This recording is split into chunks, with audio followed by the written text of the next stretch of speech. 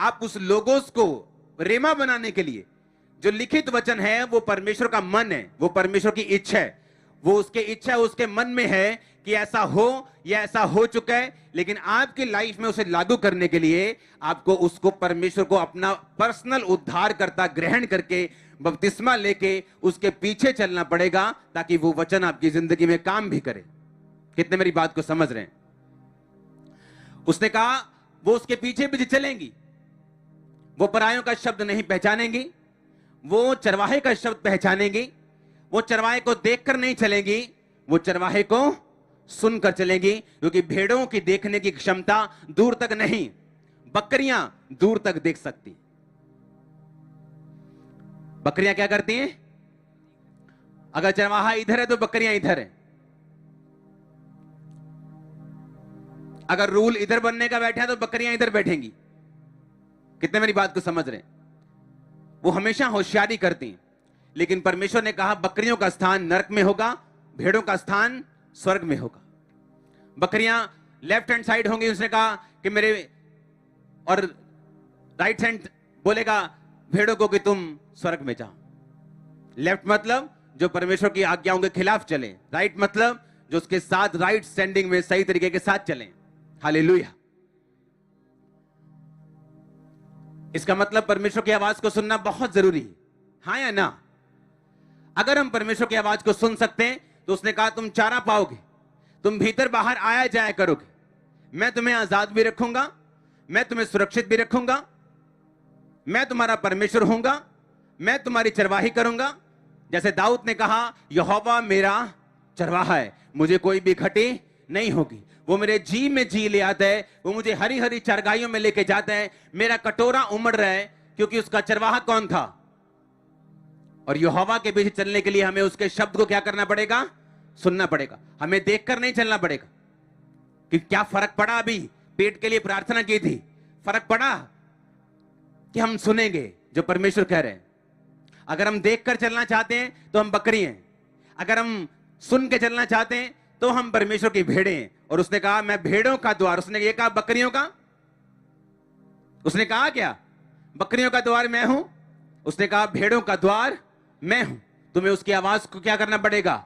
सुनना पड़ेगा। ऐसा हो सकता है बाइबल पढ़ें और उसकी आवाज ना सुने, क्योंकि आप बाइबल हो सकता है आप सिर्फ हीलिंग के लिए पढ़ रहे हो, अपनी बीमारी से आजाद होने के लिए, अपने दुखों से छुटकारा पाने के लिए पढ़ रहे हो। लेकिन परमेश्वर का वचन ऐसा कहता है कि पवित्र आत्मा अपने भेदों को आप पर जाहिर करता है जब आप बाइबल को पढ़ते हैं, और पवित्र आत्मा आप पर भेदों को जाहिर करता है जब आप बाइबल को विश्वास में, माफी में, पवित्रताई में यीशु मसीह को अपना उद्धारकर्ता मानते हुए पढ़ते हैं। नहीं तो बाइबल सब्जेक्ट भी है, लोग सब्जेक्ट के रूप में पढ़ते हैं। जैसे बड़े सब धार्मिक जो ग्रंथ हैं लोग उन्हें सब्जेक्ट के रूप में पढ़ते हैं, फॉरेन में, यहां पर भी आप किसी भी धार्मिक ग्रंथ को एक सब्जेक्ट के रूप में पढ़ सकते हो। अगर आप बाइबल को पढ़ते हो तो वो एक सब्जेक्ट के रूप में पढ़ रहे हो, लेकिन अगर आप माफी में पढ़ रहे हो, अगर आप उद्धारकर्ता मान के पढ़ रहे हो, अगर आप परमेश्वर की आत्मा से पढ़ रहे हो, आप उसकी आवाज को सुनोगे। उसकी आवाज आपको लीड करेगी ऐसी जगहों में जो आपके लिए बनी और किसी के लिए नहीं। यहां खड़ा करो इसको। कौन है यहां पे? कौन था यहां पे? हालेलुया। जोर से हालेलुया बोलो, जोर से, जोर से। आप मेरी बात को समझ रहे कि नहीं? अपने पड़ोसी को बोलो उसकी आवाज को ध्यान से सुन, क्योंकि सुनना जरूरी है। इसकी रिपीट कम करो, बोलो सुनना जरूरी। बोलो अपने पड़ोसी को, बोलो परमेश्वर की आवाज को सुनना आशीषों को लेने के बराबर, सुरक्षित रहने के बराबर, उसकी चारगाहों में रहने के बराबर है। तारीफ करो जोर से। आपको,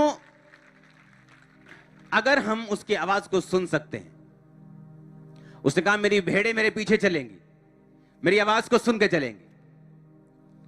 वो देखकर नहीं चलेंगी, मेरी आवाज को सुनेंगी। वो देखकर नहीं पहचानेंगी मुझे कितना फर्क पड़ा, वो सेंस का यूज नहीं करेंगी, वो मेरी आवाज को सुनेंगी। हालेलुया। अब इमेजिन करो, जब पहले साल मैंने प्रेयर शुरू की, खुदावंद मुझे हील कर, जब मुझे मालूम हुआ नशों से आजाद होने के बाद कि परमेश्वर चंगा भी करता है, वो आजाद भी करता है, तो मेरे लिए परमेश्वर की आवाज आती थी कि मैं तुझे हील कर चुका हूं, मैं तुम्हें चंगा कर चुका हूं। लेकिन फिजिकली कोई भी फर्क नहीं था, क्योंकि मुझे देखकर नहीं, कहां से चलना था? आवाज से। और जो आवाज से चलता है और जो देख के चलता है, ये दो तरह के क्रिश्चियंस। बकरियां देखकर चलना पसंद करती क्योंकि उनकी बहुत तेज होती हैं, लेकिन भेड़े जो हैं वो पूरी तरह से चरवाहों पे निर्भर होती हैं और वो आवाज को सुन के चलना पसंद करती हैं, क्योंकि उनके पास एक ही ऑप्शन है। और जब मैं देखकर चलने की कोशिश करता था तो मेरा विश्वास हिलता था कि जो परमेश्वर कह रहे हैं, जो वचन कह रहे हैं, मेरी वास्तविक जो स्थिति है वो उससे अलग क्यों है, जो मेरी वास्तविक जिंदगी है वो अलग क्यों है। परमेश्वर का वचन तो कुछ और कह रहा है, लेकिन मैं तो कहीं और ही जा रहा हूं। हालांकि मैं पवित्रताई में था, प्रेयर में था, फास्टिंग में था, हर तरह के वो काम कर रहा था जो बाइबल में पूरे होने चाहिए, 10th की बजाय 20% सब कुछ कर रहा था, लेकिन मुझे कहां से चलना था? आवाज से। और आवाज सुनते सुनते आज मैं यहां तक पहुंच गया हूं जहां हीलिंग भी है और डिलीवरेंस भी है, और आप भी इससे बेनिफिट ले रहे हो।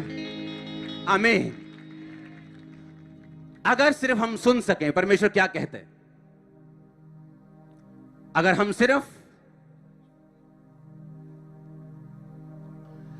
सुन सकें परमेश्वर क्या कहता है हमारी लाइफ में,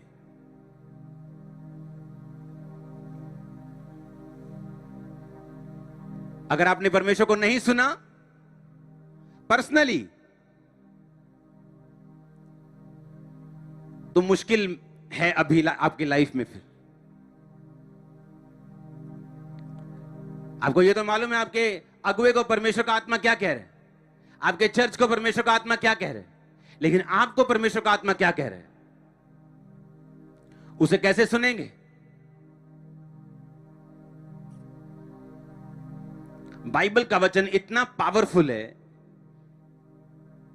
इतना मजबूत है कि अगर आप इतिहास देखें, अगर आप पूरी दुनिया देखें, कोई भी और चीज इतनी किसी से मैच नहीं करेगी जितना परमेश्वर के वचन से दुनिया की सब घटनाएं मैच करती हैं। आप जानते हैं, सुनो मेरी बात, जब दाऊद ने शाऊल को देखा, ये शायद दूसरा शमूएल में होगा, अगर आपके पास है तो खोलो इसको। हां, हे गिलबो पहाड़ों, तुम पर ना औस पड़े, ना वर्षा हो, ना भेंट के योग्य उपज वाले खेत पाए जाए, क्योंकि वहां शूरवीरों की ढालें अशुद्ध हो गई और शाऊल की ढाल बिना तेल लगाए रह गई।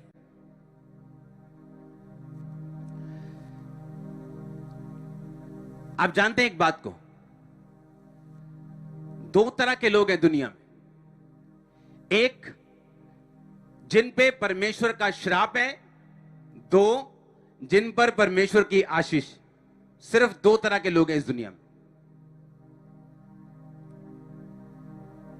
जिन पर परमेश्वर का और जिन पर परमेश्वर की, दो तरह के लोग हैं। जब परमेश्वर के दास ने, इसहाक ने याकूब को ब्लेसिंग दी, उसने कहा तेरा घर उपजाऊ भूमि के पास हो, तुझे तेल मिले, तुझे अनाज मिले, और उसने सब आशीषें उसे दी।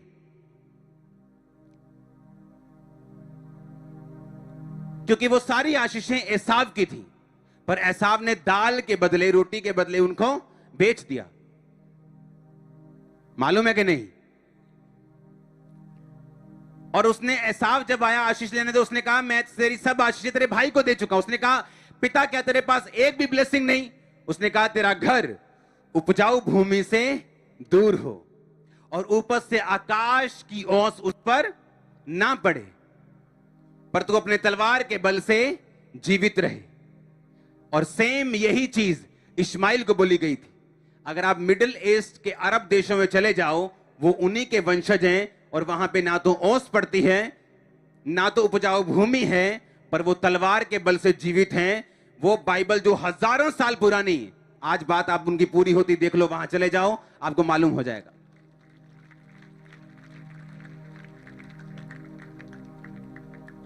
मेरी बात को समझ रहे कि नहीं? जब शाऊल मरा, तो जिस पहाड़ पर मरा, तो दाऊद ने उस पहाड़ को श्राप दिया। दाऊद ने कहा तुम पर कभी वर्षा ना हो, दोबारा पढ़ेंगे उसको। उसने कहा हे गिलबो पहाड़ों, तुम पर ना औस पड़े, ना वर्षा हो, ना भेंट के योग्य उपज वाले खेत पाए जाएं। अगर आप इजराइल में चले जाएं, इजराइल पूरी दुनिया में एग्रीकल्चर में टॉप देशों में आता है, हाँ या ना?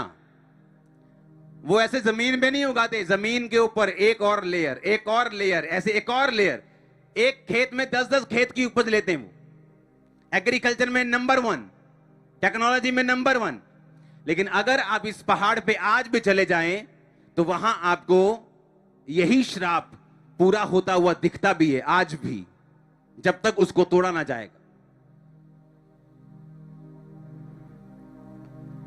मैं आपको क्यों कह रहा हूं ये, मैं आपको बताता हूं।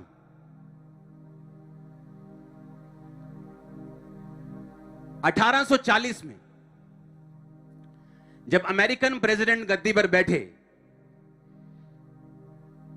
तो एक खास तरह के लोग थे जिनसे उस देश में वायदा किया गया था किसी खास चीज के लिए, और वो वायदा पूरा नहीं हुआ। मैं उन लोगों का नाम नहीं बताना चाहता वो कौन थे या किस देश के थे। और जब उन लोगों ने वायदा पूरा नहीं हुआ, उन्होंने प्रेसिडेंट को श्राप दिया, और वो क्रिश्चियंस नहीं थे। कर्ज दिया प्रेसिडेंट को, श्राप दिया उनको। और जब उन्होंने कर्ज किया प्रेसिडेंट को, हर 20 साल बाद वो प्रेसिडेंट जब भी गद्दी पर बैठते थे, हर 20 साल में एक प्रेसिडेंट मरता था। अमेरिका का हिस्ट्री पढ़ के देख लो। और ऑफिस में मरता था हर 20 साल बाद। 40 में, 60s में, 80s में ये चलता रहा कंटिन्यू, ये कर्ज कंटिन्यू। और जब ये कर्ज हर 20 साल बाद घटता रहा, पास्टर्स उठे। जब प्रेसिडेंट बनाना था नया, फिर से उसे उठाया, प्रार्थना की, कर्ज को तोड़ा। कम से कम 60 साल हो चुके हैं, वो कर्ज फिर दोबारा उन पे नहीं आया। और 1840 से आप गूगल कर लेना, गूगल पे आपको सब चीजें एग्जैक्ट नहीं मिलेंगी। उस कर्ज का नाम चेंज कर दिया होगा या उसका पैटर्न चेंज कर दिया होगा, लेकिन वो गूगल पे 100% वैसा नहीं है, लेकिन है जरूर, है जरूर, ते पढ़ लेना। पर वो पूरा सच नहीं, पूरा सच मैं आपको बताना नहीं चाहता। मैंने भी आपको 75% सच बताया है। वो कौन लोग थे, बस ये छोड़ के बाकी सब सच बताया है आपको। बस ये नहीं बताया कि वो किस देश से थे। हालेलुया। और जब उन्होंने कर्ज किया, तो वो कर्ज लगा रहा। और हर 20 साल बाद अमेरिकन प्रेसिडेंट अपने ऑफिस में मरता रहा। ऑफिस टाइम में किसी को शूट किया गया, किसी को कुछ हुआ, किसी को कुछ हुआ, जब तक पास्टर्स ने फैसला नहीं किया कि इस कर्ज को तोड़ा जाएगा।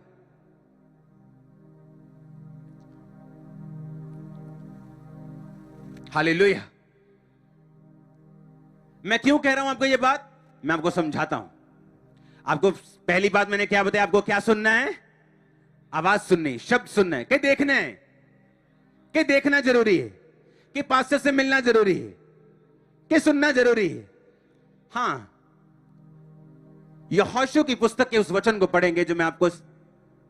फिर उस समय यहोशू ने इजरायलियों के सम्मुख शपथ रखी कि जो मनुष्य उठकर इस यरीहो को फिर से बसाए, वो यहोवा की ओर से श्रापित हो। जब उसकी नींव वो डाले तो उसका बड़ा बेटा मर जाए, और जब उसका फाटक लगवाए तब छोटा बेटा मर जाए। बाइबल कहती है इस नगर को, यहोशू के इस नगर में आने के बाद उसने कहा, अब जो इस नगर को दोबारा बनाएगा, क्योंकि हमने परमेश्वर के कहने पर इसको ढा दिया, उसका बड़ा बेटा मरेगा, जो फाटक लगवाएगा उसका छोटा बेटा मरेगा। ये उसने कर्ज दिया, श्राप दिया। अब हुआ क्या, पहला राजा के वचन को निकालेंगे, 16 उसकी 34 आयत। काफी सैकड़ों सालों के बाद क्या हुआ, उन दिनों में बेतेलवासी हियल ने यरीहो को फिर बसाया। कौन सा यरीहो? जिसको यहोशू ने श्राप दिया था। कहता जब उसकी नींव उसने डाली तब उसका जेठा बेटा मर गया, और जब उसने फाटक खड़े किए उसका छोटा बेटा मर गया। और यहोवा के उस वचन के अनुसार हुआ जो नून के पुत्र यहोशू के द्वारा कहलाया था। सैकड़ों सालों पहले कहा गया वचन कि परमेश्वर ने कहा इस शहर को नाश कर दो। हमने नाश कर दिया, अब जो कोई इसको बनाएगा उसका बड़ा बेटा मरेगा, और जो कोई इसका फाटक लगाएगा उसका छोटा बेटा मरेगा। और सैकड़ों सालों बाद मान लो व्यक्ति को मालूम भी नहीं है कि इस शहर पे कर्ज है, श्राप है, और उसको नींव डाली, बड़ा बेटा मरा, फाटक लगाया तो छोटा बेटा मर गया। और उसी बाइबल कहती है उस वचन के अनुसार हुआ जो नून के पुत्र यहोशू के द्वारा कहा गया था। अब मैं आपको बताता हूं, कई बार जब आप डॉक्टर के पास जाते हैं, लोग डॉक्टर पूछते हैं अच्छा आपको कैंसर है, अच्छा आपको बीपी है, आपके फादर को था, आपके दादा को था, आपकी फैमिली हिस्ट्री में तो नहीं है ये बीमारी? हाँ हाँ मेरे दादा को थी, हाँ हाँ मेरे फलाने को थी, मेरे फादर को थी। ओके, ये उन्हीं से आपके अंदर आई। बीमारियां जनरेशंस में ट्रेवल कर रही हैं। परमेश्वर ने कहा अगर तुम लोग मेरे वचन से हटो तो मैं उसका दंड तुम्हारे पड़पोतों के पोतों तक से लिया करूंगा। यानी उसने कहा कि अगर तुम मेरी आज्ञाओं पे ना चलो तो मैं 3-4 पीढ़ी तक उनको दंडित करूंगा। आप जानते हैं बहुत से आज ऐसे लोग हैं जो अपने कारण बीमार नहीं, अपनी पीढ़ियों की वजह से वो बीमार है। अपने पीढ़ियों के, अपने वंशों के श्रापों की वजह से वो बीमार है। वो श्राप क्यों आए? किसी भी तरह के जादू और टोने में रहना, मनुष्य की बनाई हुई चीजों को परमेश्वर कहना, खून करना, और निर्गमन 20 की वो सब चीजें जो आप बाइबल में पढ़ोगे अपने घर में जाके। बाइबल कहती है कि जब वो वचन पूरे नहीं हुए, परमेश्वर ने कहा वो श्रापित होगा घर आते समय, श्रापित होगा घर से जाते समय। उसकी कोठड़ी, उसका बैंक बैलेंस, उसका खेत, उसके बच्चे, हर वो चीज श्रापित हो जाएगी जब वो मेरे वचन से हटेगा। और अगर वो मेरे वचनों को पूरा करता है तो आशीषित होगा वो घर में, घर के बाहर, खेत में, बैंक बैलेंस में, हर वो चीज में, अपने बच्चों में। और मैं वो सब बीमारियां जो मिस्रियों के ऊपर मैंने डाली थी, मैं तुम पर वो बीमारियां नहीं डालूंगा।